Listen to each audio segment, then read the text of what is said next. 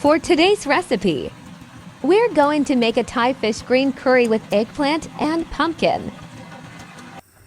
Let's start frying garlic, onion and ginger. Fry until golden brown. Then add 2 tablespoons of green curry powder. Stir well until dissolved. Then put 1 teaspoon of cumin powder. Continue to stir until it forms like a thick curry paste.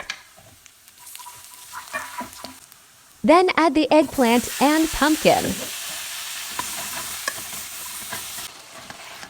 Put enough water and simmer the vegetable until halfway cooked.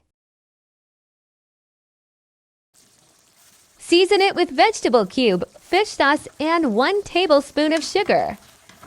Then add the chunks of white fish and continue cooking into low-medium heat. Cover and simmer until the fish are cooked. Stir them gently, avoid fish to break apart. Then add the coconut cream and continue cooking.